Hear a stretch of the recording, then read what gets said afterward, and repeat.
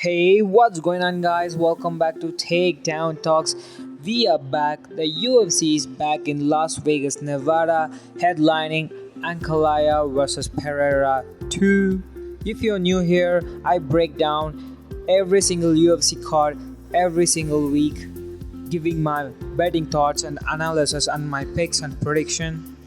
Make sure you hit the like button, subscribe to our channel so you don't miss out the future updates. Let's hop right into it. We will start from the main event, Ankalaev versus Pereira number 2. Ankalaev and Pereira running it back. Their first fight was a technical fight that went to distance, but we can expect a lot of adjustments from both of the fighters. The first fight at UFC 313 was close early, but over the 5 rounds, Ankalaev's pressure and volume got him the nod in the scorecards.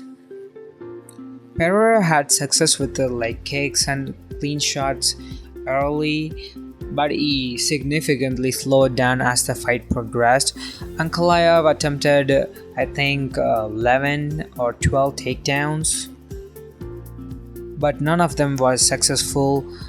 Alex Pereira stuffed all his 12 takedowns, but he used clinch to control the fight, and he was pressuring Alex Pereira for all 25 minutes. The striking was not flashy, but it was effective. Let's look at Pereira's key to victory in the rematch. Pereira team claims that he's gonna be Pereira 2.0, he's gonna be a different fighter, he will be coming with a different game plan this time, stuff like that. We will see how their game plan is put together. Pereira should start faster this time. He should bank the first 3 rounds or the early portion of the fight and maintain a steady, consistent pace throughout the fight. He could secure this fight in his bag. He should definitely control the distance, man. Last fight, Ankalaev pressured him all 25 minutes. He should control the distance with kicks and feints. Keep Ankalaev reacting. Pereira should start faster this time, I think. If he starts faster and maintains the steady and consistent pace throughout the fight, I could see him banking the early part of the rounds. He should definitely control the distance, man. Last fight he was not controlling the distance properly. He should use his kicks and feints to keep Ankalaev reacting, not marching forward and walking him down and pushing him against the cage. Pereira should more often land that power shots. Pereira definitely has an equalizer on the feet. One clean left hook or head kick can change the fight. As Magomed Ankalaev is not really a finisher, but the finishing upside is on Alex Pereira's side, in my opinion. I could see Ankalaev knocking out Pereira. Pereira has been knocked out 2 times. On the other hand, Ankalaev's key to victory, I think Ankalaev game plan should be straightforward. He should pressure Alex Pereira and push him against the cage, control him against the clinch, and don't let Alex Pereira set his shots or circle around, get the control of the center of the octagon. He should effectively mix in the grappling more often. If the takedowns fails, he could clinch and drain Pereira's gas tank. But in their last fight, Ankalaev's takedowns were little more than telegraphed, in my opinion. Some shots were decent, but a lot of those takedown shots were telegraphed and double legs. Most of the takedowns attempts were double legs. Jan Blachowicz had success with single legs against Alex Pereira. If he wants to mix in his grappling a little bit, he should try to get a single leg rather than double leg. Also, I think Ankalaev didn't really commit to the takedowns. Some of them were not really committed. I think it is to just let Alex Pereira know, hey, I can take you down. You have to worry about the takedowns too. So that definitely takedown threat is definitely played a role for the striking victory for Magomed Ankalaev. But I expect the early rounds to be dangerous for Ankalaev. Maybe the round and a half, the first round and the first part of the second round. After that, Ankalaev can take over the fight, in my opinion.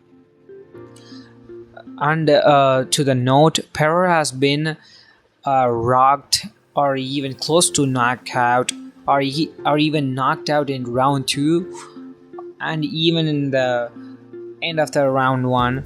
So the under 1 point farm might be a good play.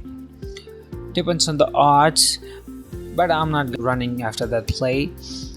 Just saying, Pereira's win equity is early, and Alex Pereira has been rocked and dropped or even knocked out in the early part of the rounds. So it's a prop might we have to look after.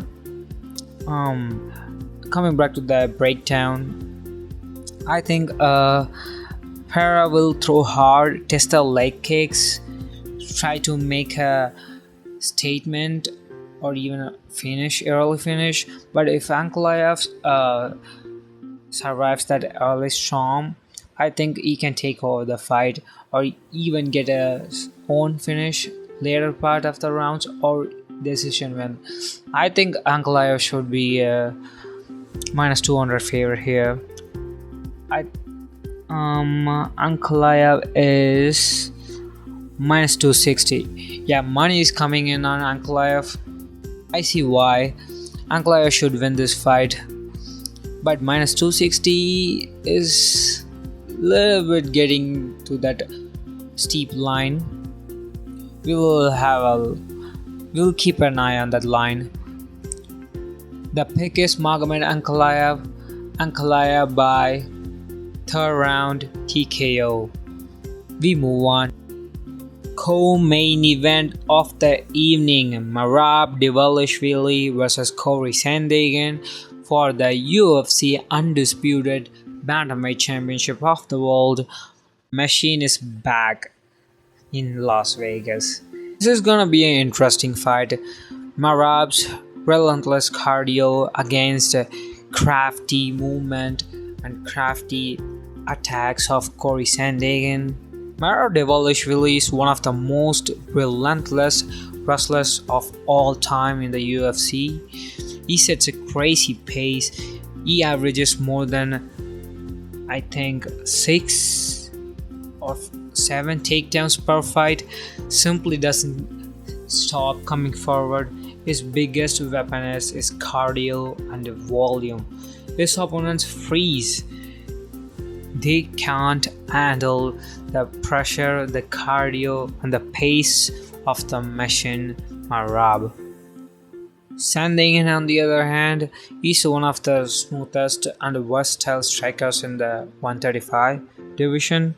He mixes jabs, kicks, knees, and mixes more spinning attacks seamlessly.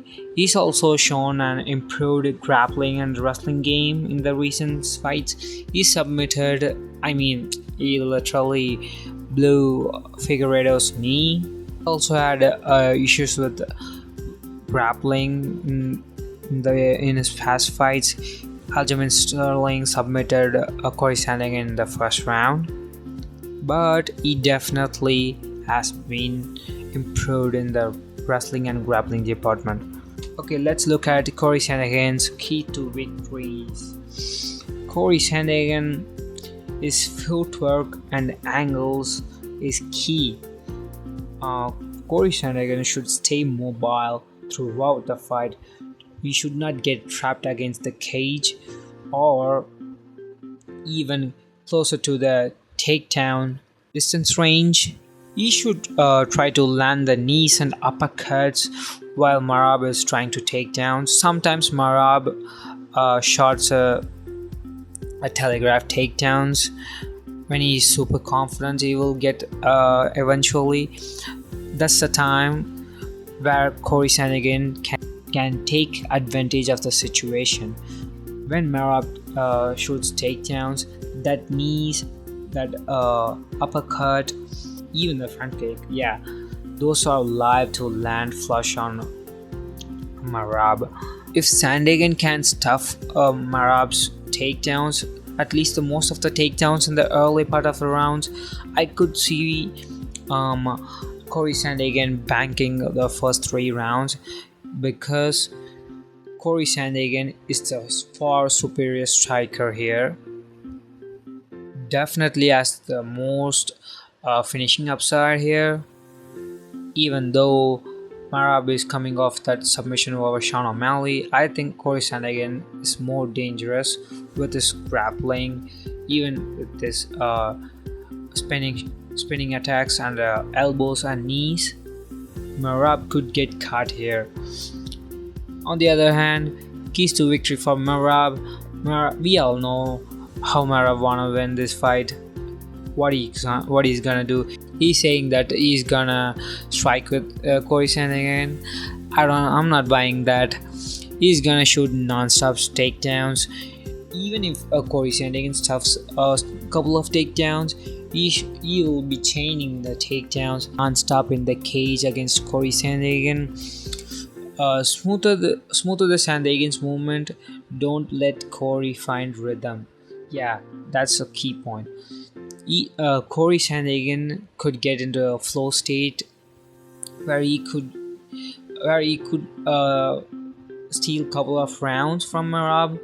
Merab should not let Cory Sandhagen get into the flow state.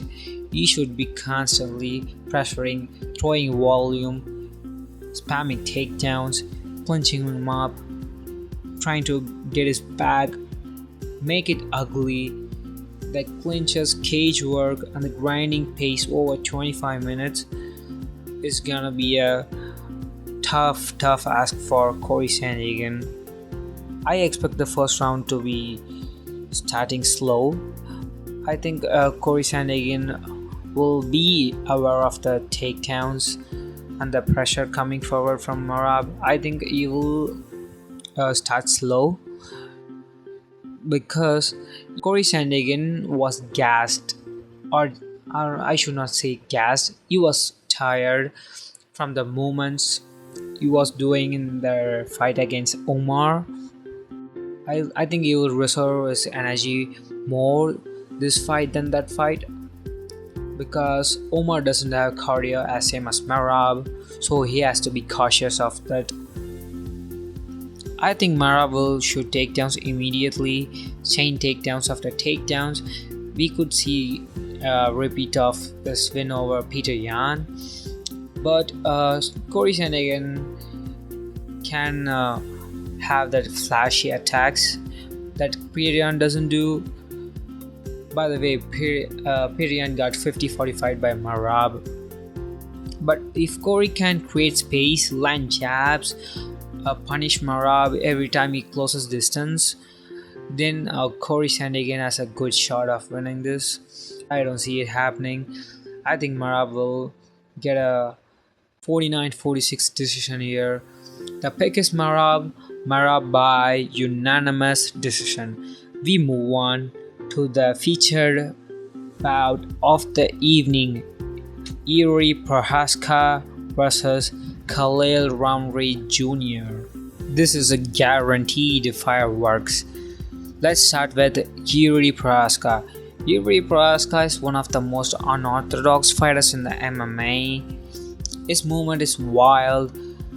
He is unpredictable with his shot selections, and his offense comes from every angle. He punches from different angles. He punches from the hips. He throws hooks. He throws uppercut. He throws spinning back fist. He throws spinning back elbow. The list goes on and on. He thrives in chaos.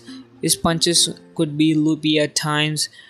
He overwhelms his opponents with the pressure and volume. He has a very good chin until Alex Pereira knocked him out 2 times. But he still has a solid enough chin to tough it out against most of the division.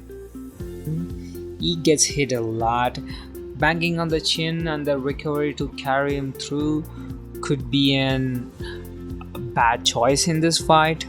But he has shown very good durability his entire career. I think it won't be in much of the factor unless Khalil Roundtree catches Jiri off guard. We could see Jiri get dropped or even get finished. On the other hand, Khalil Roundtree is the exact opposite of Jiri Prochazka. He is a technical and a disciplined striker. He has nasty power. He can put anyone's light out. His foundation is Muay Thai. After he went to the Tiger Muay Thai gym, his Muay Thai and striking in general improved significantly, losing to Marcin Prachnio in a striking battle to beating Jamal Hill. His striking has improved that much. When Roundtree finds his rhythm, he looks unstoppable. The concern for Roundtree is consistency. Sometimes he looks like a world beater, sometimes he struggles with mediocre opponents. At least in the past, he looked good in his last few fights, but in his last fight, Jamal Hill, I don't think he came to win that fight. He was leg kicking with one of the best leg kickers in the division. I know after he started to kick Khalil Roundtree's leg, I know this is not gonna end very well. Let's look into the keys to victory for Jiri Prochazka. Push the pace, don't let Khalil Roundtree settle into a striking rhythm. That's right. Jiri Prochazka should be on his face for the whole fight to avoid Khalil Roundtree, to get his combination going. His kicks, his hooks, his uppercuts should mix the chaos, clinch, try to land the elbows, knees. Khalil Roundtree doesn't fight well when he's backed against the cage. He was having a lot of success in that Alex fight because Alex Pereira was the one backing up. Khalil Roundtree was the one pressuring forward. If Jiri Prochazka catches Khalil Roundtree, I don't see Khalil recovering after Jiri Prochazka hurt him. Prochazka is a real fight finisher. I think all of his wins came by a finish except one. He has 31 victories, by the way, so that is 30 fights by finish.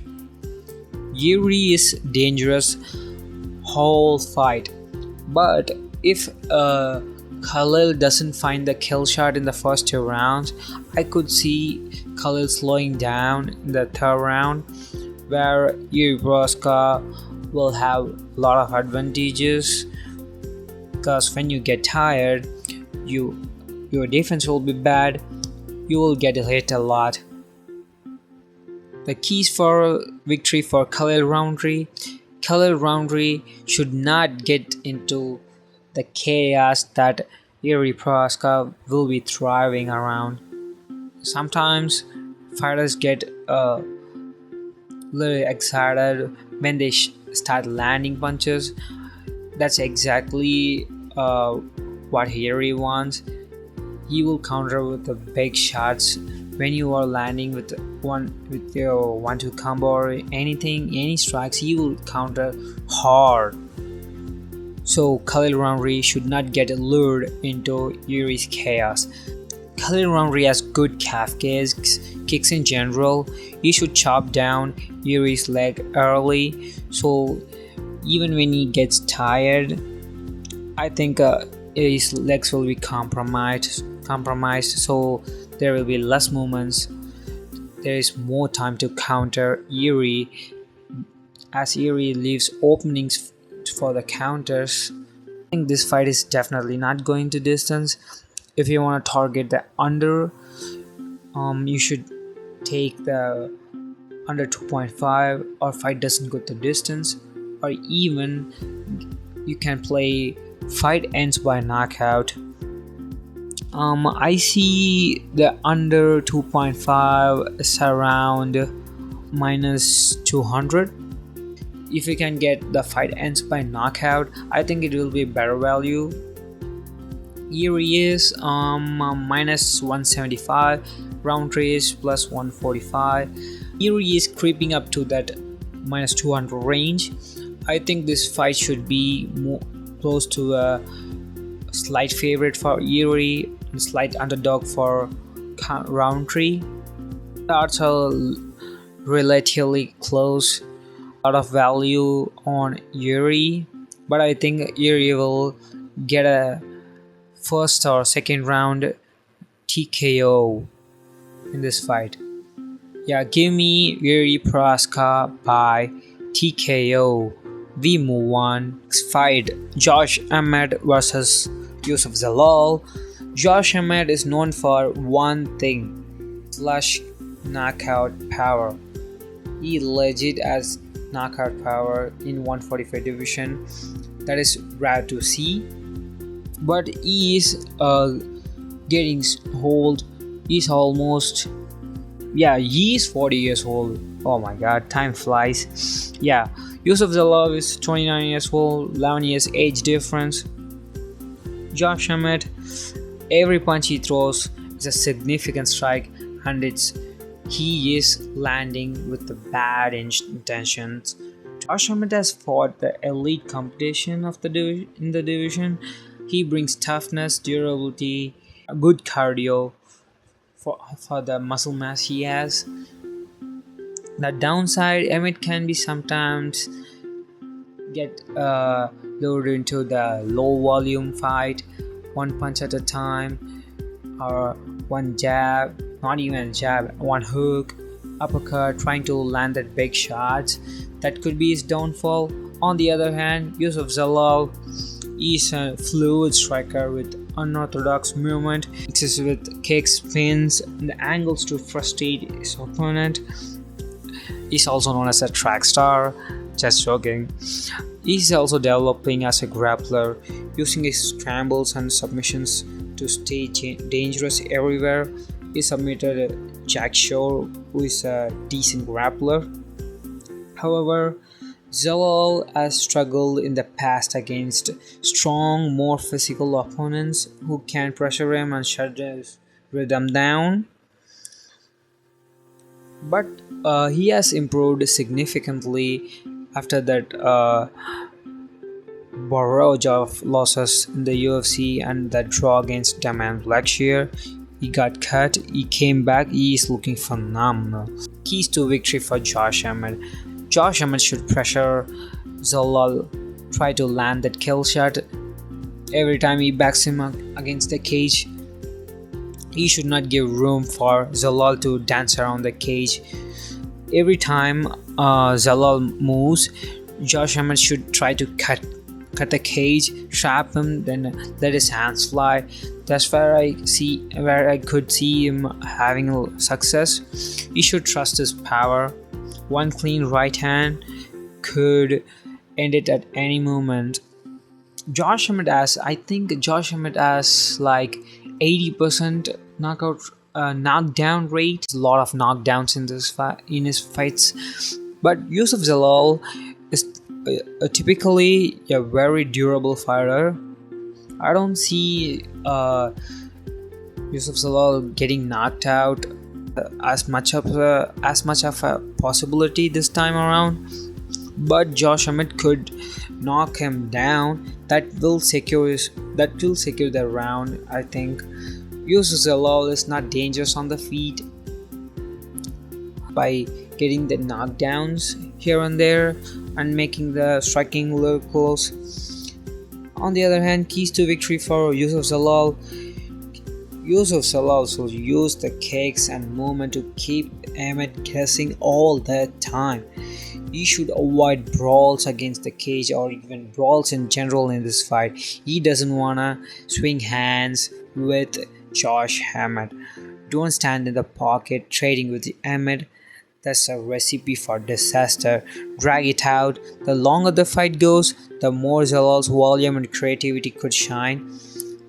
If Emmet makes any mistakes in the wrestling or grappling department, even if he shoots a telegraphed or takedown that was not close to, I could see Zalal wrapping his neck. Yeah, I think this fight will be competitive in the first round. As the fight progresses, I think Zalal will build as the fight goes on. He will keep Emmet guessing with his movement, and his volume will make Emmet throw more and miss a lot. I think Zalal will get a decision finish is live for Zalal too. I know what I'm gonna play in this fight. If you wanna know what I'm gonna play in this fight or even in this whole card, you can access my bets clicking the link in the description below. There's a 60% offer going for the first 10 members with the code TDT. On to the next fight of the night. Joe Bodybag Pyfer vs Abus Magomedov. Joe Pyfer is one of the most powerful boxers in 185 division. His boxing is sharp, powerful, clean, fundamentally sounding. Sometimes he could be winging overhands and uppercuts trying to get a knockout, but he's fundamentally very good. Growing exposure each time out. He carries a real knockout power in his both hands. Pyfer's strength is his patience. He doesn't rush. He picks his shots. When he lands hard. Could be low volume at times, but overall he has a solid volume and very good power for middleweight. On the other hand, Abus Magomedov is an explosive and unpredictable striker. He comes out fast, throws heavy kicks, he mixes his striking really well. His issue is consistency. He's very dangerous early but has shown cardio problems in longer fights. Even Joe Pyfer, I think he has lost almost all his fights which went to third round. He lost the third round against Gaslam. He lost the third round against Jack Hermanson, if I'm not mistaken. Magomedov is dangerous early but has shown cardio issues in the past. He got finished by Sean Strickland after beating Sean Strickland in the first round, and got finished up by Sean Strickland in the second round, which is not a very good look. Sean Strickland is not really a finisher. Pyfer's key to victory first should try to hurt Abus Magomedov, not throwing too much volume. As I said, Pyfer has also shown slowing down in round 3. If he can maintain a steady pace throughout the fight, I think Pyfer could easily squeak out a decision or a knockout. He should stay composed. He should let Abus burn energy in the first round. After Abus slows down from the second after the fight, he could really take over the fight. He should target the body and his legs to slow him down and keep his movements little to none. On the other hand, Abus Magomedov, he should start fast. He's fading more than Pyfer in round 3. Magomedov should put Pyfer in the back foot. He should mix in his kicks and punches and his tactical movement and his movement against the cage that could cause real problems for Pyfer. Mixed attacks don't just headhunt Joe Pyfer. Sometimes Joe Pyfer will be headhunting. Abus Magomedov should mix in all his weapons in his arsenal. He could find a finish if it goes long. His gas tank is suspect. He should try to finish the fight, which is not an easy thing to do. I think at least for the early part of the round, this fight will be close. Even though Magomedov has slowed down in round 2 and the part of the second part of the fight, he has won. I think almost all the third rounds he has gone. He finished Bruno Pereira in the third round. He won the third round against I think Michel Pereira. On the other hand, Pyfer has lost almost all the third rounds, so that's a thing to look out. Last fight, he was throwing hooks, overhands, and uppercuts. There is no fundamentally feinting and jabbing to set up his strikes. That's a little worrying for me. What is Pyfer's line at now? Minus 250. That line's looking steep to me. This could be easily a close fight where it could be even a split decision. I think Pyfer is an A side here. I will slightly lean towards Pyfer, but Magomedov is live for a upset here. Give me Joe Pyfer by decision. Alright guys, if you want to access my bets for UFC 320, you can check the link in the description below. We have been profitable for almost 6 years now. Last year we profited over 420 units. This year we are up almost 230 units. We are making cash. We are printing money every single week, cashing slip after slip. Don't miss out the big wins. There's a 60% off for the 10 new members. It's only for the first 10 members, guys.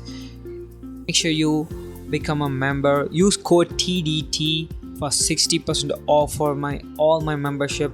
I will see you guys next time. Until then, peace.